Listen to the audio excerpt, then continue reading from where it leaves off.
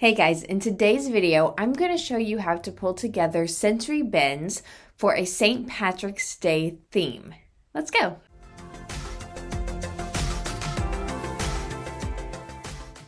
Okay, so let's start with the base for your sensory bin. Two ideas for your base are rice and Play-Doh.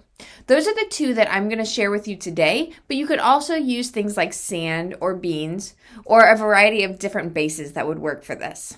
For your rice, it's really easy to give it a St. Patrick's Day look. All you're going to do is add green food dye to a bag of rice and work it in. This is going to allow you to get different shades of green. Now, if you want your rice to be all one color, you can Google how to dye rice, and there are a variety of different ways that you can do it to make sure your rice comes out all one color.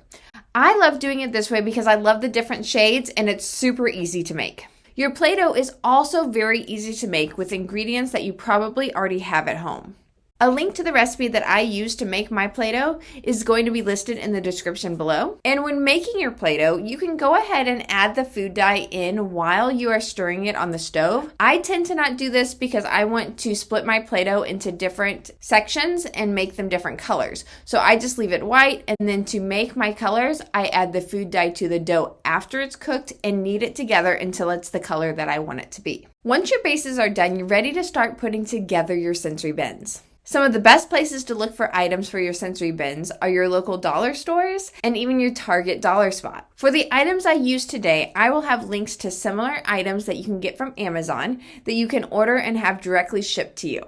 Those links will be listed in the description below. To set up the rice bin, I started with putting the rice in the bottom of the bin and then adding small scoops and cups. Next, I found some foam shamrocks at my local dollar store.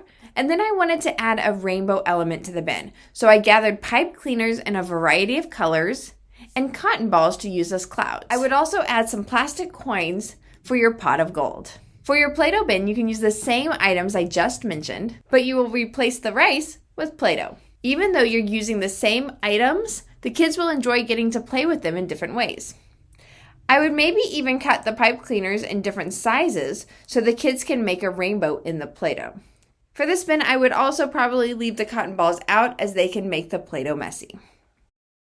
These are the items I thought of for putting together a sensory bin, but I would also love to hear your ideas. If you can think of anything else that you would add to a bin for St. Patrick's Day, leave me a comment and let us know. And also let me know how you use these sensory bins. Did you use them in your classroom or just at home with your kids? Or you could even make small versions of these using small plastic bins to give away to friends as birthday gifts or St. Patrick's Day gifts.